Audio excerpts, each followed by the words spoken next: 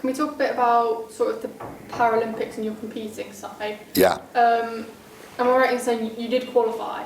Yeah. But it was... Yeah, I passed the IPC International Paralympic Committee time and passed that with flying colours.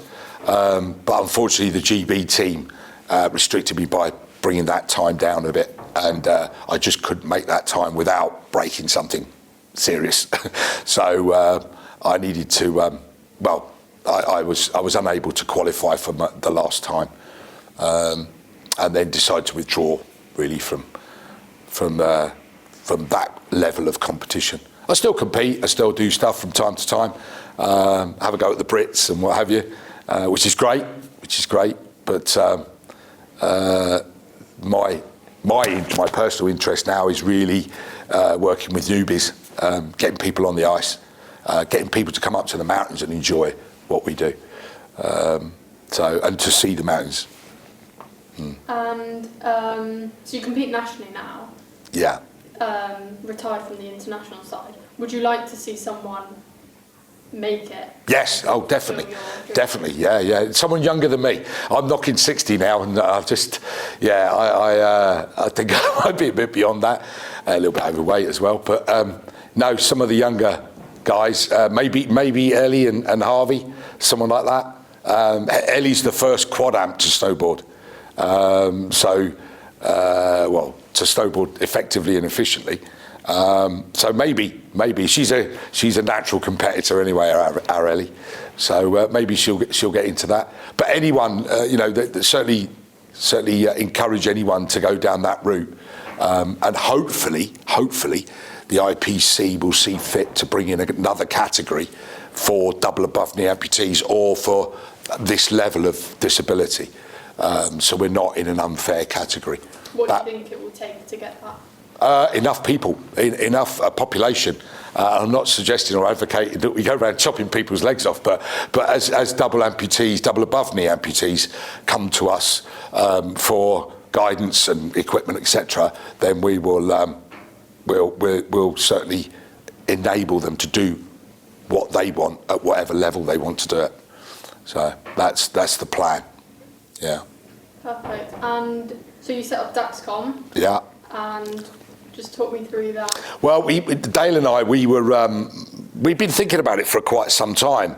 And as Lee came on board, and then Ellie and Ben and now Harvey, it became obvious to us that we've got this little gang going on, and we want to make the gang bigger, and we want to sort of have a central point for others to come and join. We want to promote what we're doing. So we felt it was a natural progression really into DAKSCom.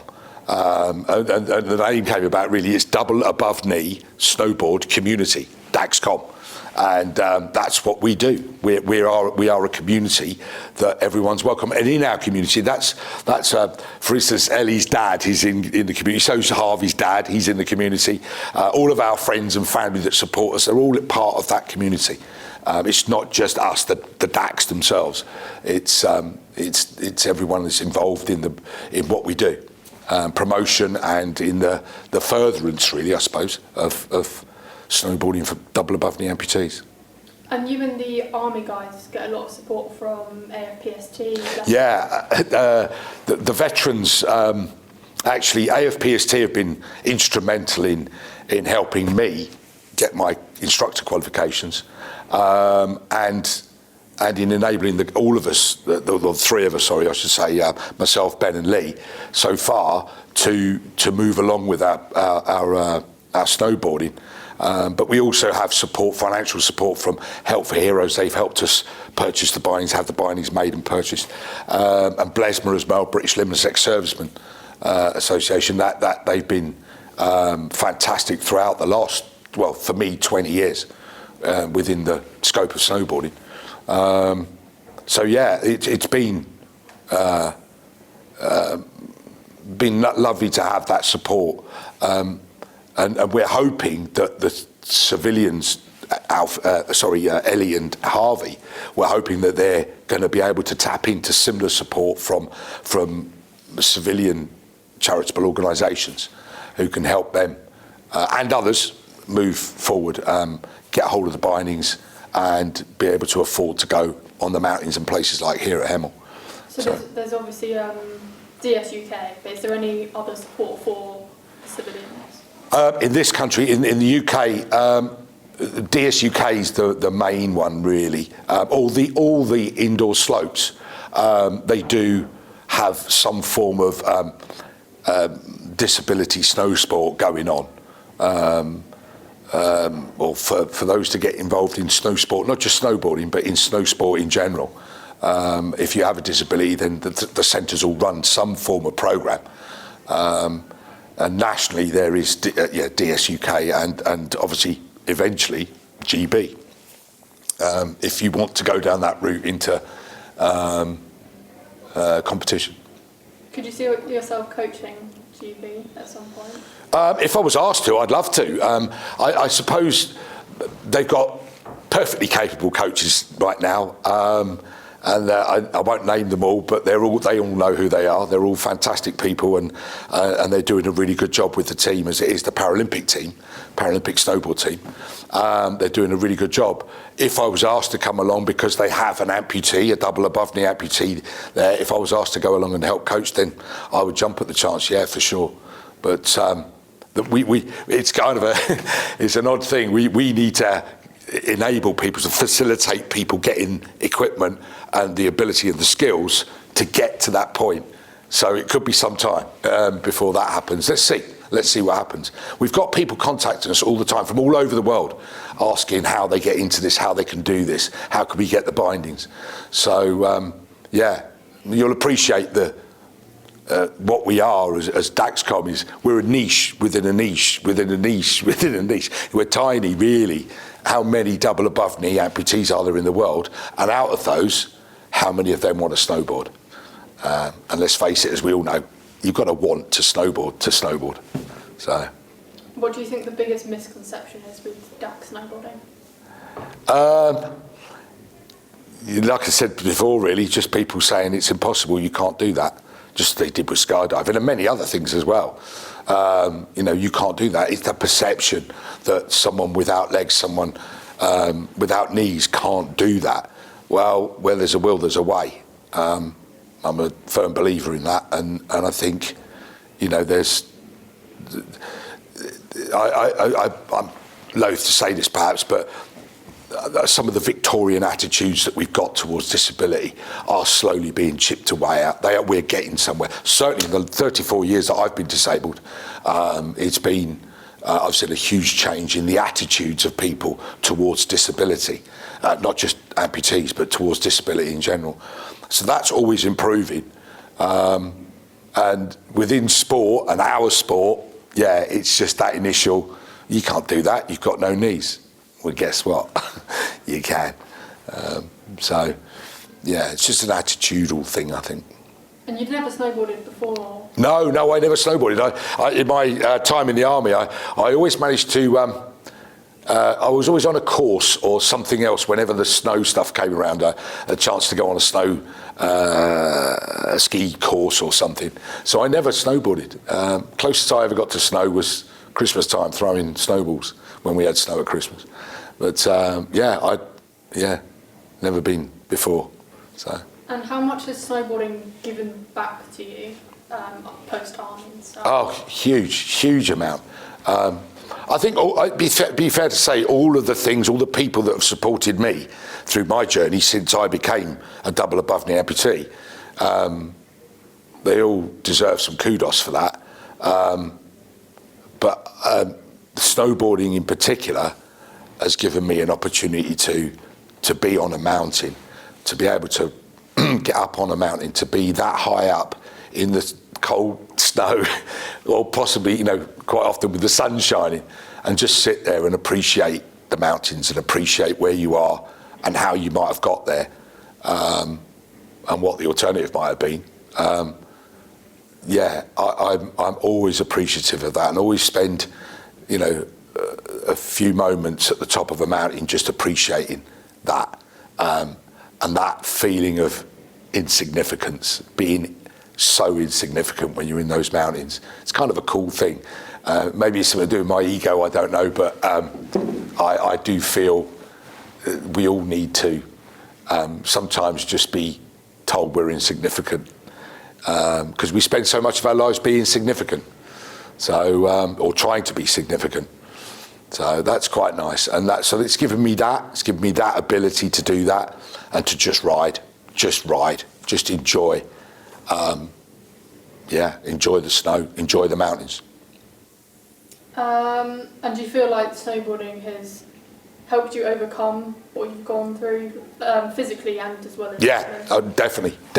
Certainly the 3 years that I spent training to go to be part of GB, that was a lot of physical effort involved in that. But all of the snowboarding I've done, everything, and we're about to go to Colorado, and I know that's going to be hard work, physically hard work, and mentally as well. But I'll enjoy every minute of it. It really is. It's something that has definitely helped me. I would say in equal amounts, mentally as well as physically, for all the reasons I mentioned earlier on, the insignificance and all the rest of it in the mountains. But physically, it's. I know I'm going to lose a few pounds on the mountain, and I'll feel stronger and better when I get back from any trip, really. But it's huge benefit, and that's really one of the mainstays of DAKSCom. Really, it's giving people that ability to give them a sense of well-being, of being able to improve their physicality or their physical strength, their physical ability, as well as their mental ability. That's probably, I'd say, that's probably the backbone of DAKSCom, really. And you said before, you're diagnosed with PTSD, but you don't see it. Yeah, I'm not. I'm diagnosed with PTSD, but I don't suffer with PTSD. I like to think of it in that way. Some of my friends and relatives might disagree, but I don't suffer with it because I treat it like someone may treat diabetes. If you monitor yourself, if you're a diabetic and you monitor yourself, you look after yourself, you watch what you drink, sleep, what you're eating, etc., then you just have diabetes. You're not suffering with it. You just have diabetes. And PTSD is very similar, I think. PTSD is very similar. If you monitor what you're doing, what your intake is of everything really, and your sleep patterns, etc., then there's no reason why you shouldn't operate as a normal, as anyone else might. We all have our mental capacity questioned at some point, and or brought into question. But it's PTSD is just another condition, and if you're careful, if you watch what you're doing and monitor it, you're not suffering with it. You just have it. Great answer. I don't know if there's anything else. Is there anything we haven't covered? I'm trying to think back to the last interview whether there was anything.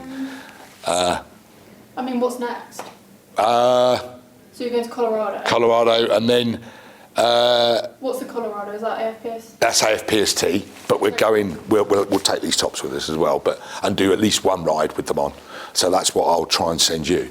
And then after that, really, as I said earlier, Ellie would be really keen to get back in the mountain. She's been busy with the Paralympic swimming team, GB team, and this is her sort of gap year, if you like, so she's having a bit of time off from swimming, or chilling from swimming. And she's really keen on getting back in the mountains. She loves the mountains, and she wants to get back out there. So we'd like to get us as DAKSCom out into the mountains. I know, somewhere, Alps probably, and just get up as DAKSCom and just go ride, just go and ride. And I think it'd be great for all five of us and anyone else who we might get in the meantime. But so next season, that's in our sights. Possibly a trip to Landgraf as well. But next season in our sights is early season. If we can find somewhere with enough snow, we'll go and ride in the Alps somewhere. And then I suppose as a collective, we're all involved in really promoting and growing, enriching ourselves, enriching DAKSCom, but growing the population as well, getting more people in. Yeah. So the bindings, they've obviously been made by Limb Solutions, and they're a better quality, but are prosthetics in general up to standard? These are pretty simple. These snaps, which is what we use with the bindings, they're pretty good. I mean, the prosthetics that people use every day, they're all great. They're coming along, and there's new innovations all the time. It's a bit like buying a computer or a camera or something, you know, there's always a new one on the market. The minute you buy that one, there's a new one. So there's always that as far as prosthetics go. As far as the bindings go, we're always looking to develop. So if we can open source a technical document for the bindings, people around the world will be able to download it and have them made themselves by do it themselves or someone to make them out of carbon fibre. We're also working, as I mentioned earlier on a suspended pair, something with suspension, which we have trialled a pair. Myself and Lee trialled them a few years ago in Colorado, and we developed them through Airbus and a few other organisations, and we ended up, we broke them. So we need to fix that problem and hone that design a bit more to have a suspended pair. So that's the future. That's the future. I'm not going to start putting dates on that. We'd like it to be tomorrow, but we're not a money spinner. There's not so many of us that people are interested in giving us loads of money. We're only a small group, so we're always trying to fundraise. We're always trying to get some sort of grant or something, and we always seem to fall flat on our face because we're just not big enough. We're not attractive to any sponsors or funders. So we're working on that. If we can get ourselves a bit bigger, maybe we can attract those sponsors and attract some money in so we can do more. It's that, if you pardon the expression, it's a snowball, isn't it? On a mountain, it rolls and gets bigger and faster and bigger and faster. And that's where I see DAKSCom. We're quite a small little snowball at the moment, but we're rolling. We're definitely rolling. How often do you get to meet up with everyone and train?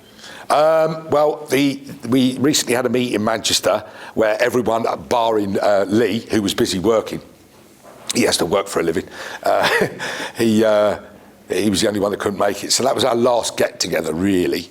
But we're hoping to do some more of that this summer.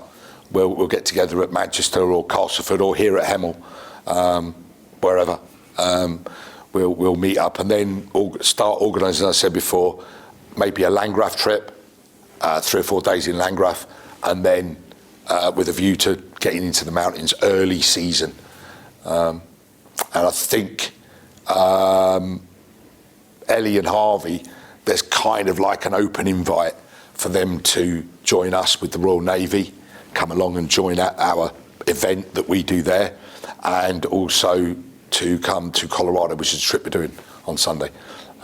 So that's lovely to hear that, and that's from the military. That's the military saying that these 2 civilians can come and join in with them, and that's really cool. That's nice. And is this where you learnt to snowboard, or is this where you taught the others? I've taught the other guys here. So I taught Lee, just here on the slope behind me, and Ellie as well, actually. Although DSUK kind of led that. I was here as sort of an advisor, consultant, I suppose. Ben taught at Castleford, and same for Harvey, yeah. And you learnt at MK? I started out in MK all those years ago, 20 years ago, and I just used to turn up and try out onto the ice. I didn't know what I was doing, had no idea. I'd quite literally strap myself to a board with canoe straps. I tied myself to the board and thought that might work.